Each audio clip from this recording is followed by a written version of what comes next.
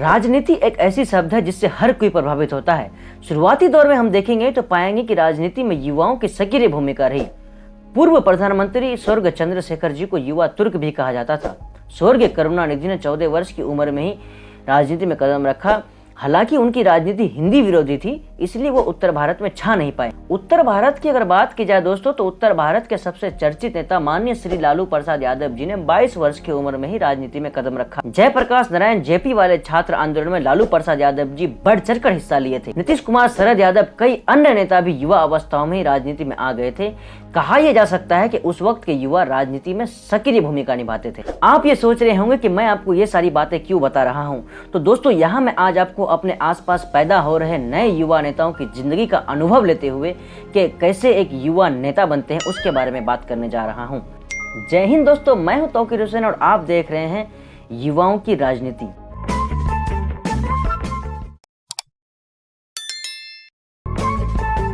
दौर बदला, मानसिक बदली, युवाओं में मोहभंग होना शुरू हो गया।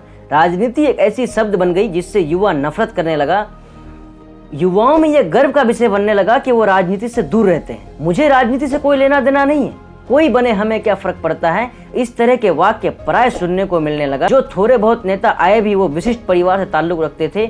सामान्य युवा इससे दूर होता चला गया। जब मैं विद्यालय में था उस वक्त बहुत कम दोस्त राजनीति पर चर्चा करते थे। न्यूज़पेपर में बस 2 पेज, एक मुख्य पृष्ठ और दूसरा खेल जगत, यही पढ़ने का शौक था सभी को। उस वक्त नेता में किसी को कैरियर नहीं दिखता था। उस वक्त कैरियर मतलब bank manager, doctor, chartered accountant, ये सब हुआ करता था। कोई ये सोच भी नहीं पाता था कि नेता भी एक कैरियर हो सकता है। समय ने एक बार फिर करवट बदली। नए तरह के राजनीति करने की पटकथा लिखी जाने लगी।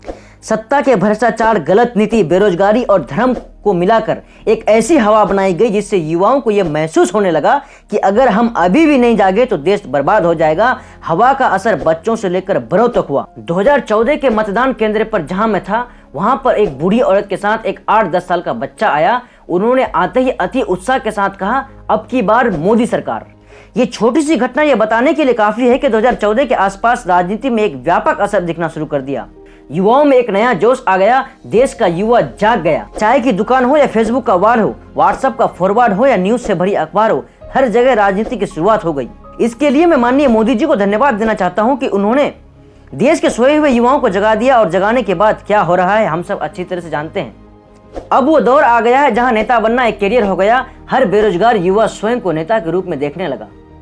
हालांकि युवाओं में जो बीमारी थी वो छूटी नहीं। युवाओं की सबसे बड़ी बीमारी ये थी कि वो चाहते हैं कि जन्मजात चीता की तरह दौड़ना चाहते हैं। वो चाहते हैं कि रातों रात विधायक बन जाए। वो चाहते हैं कि रातों रात स्टार बन जाए। वो चाहते हैं कि देश के बड़े हिस्सों में उसका नाम जाना चाहे। युवाओं ने नेता को करियर के रूप में देखा तो वो उनके बनने की विधि पर अमल भी किया। उसमें कुछ करना नहीं होता है। सबसे आसान तरीका धर्म के ऊपर राजनीति करना। इसमें आपको कुछ करना नहीं होता है। बस 2-4 बार फेसबुक पर या विभिन्न सोशल साइट पर आपको लिखना रहता है, काट दूंगा, मार दूंगा, जो मेरा नहीं हुआ वो फलाना का कहां से होगा, हित का हनन हुआ तो खून बहेगा सड़कों पर। इसके लिए आपको बस किसी वाहिनी, दल, सेना, मोर्चा में शामिल हो जाना है और उनके नारों को चिल्लाते रहना है।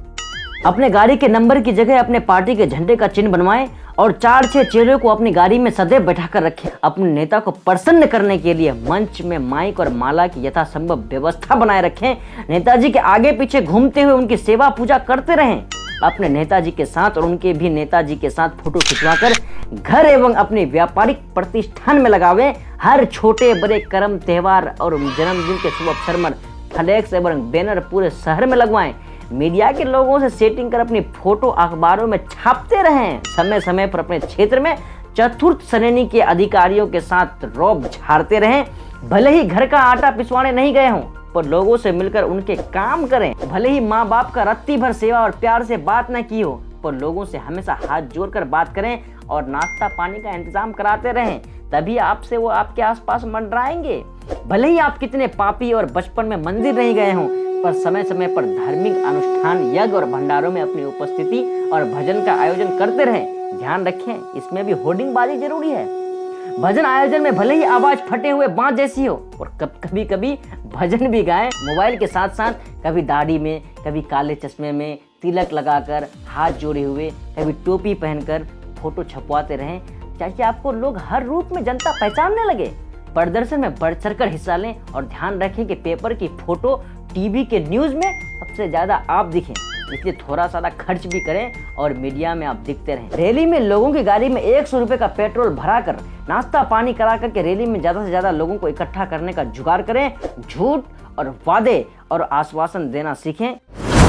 युवा नेता फेसबुक के लाइक और कमेंट उनके लिए वोट की तरह होते हैं।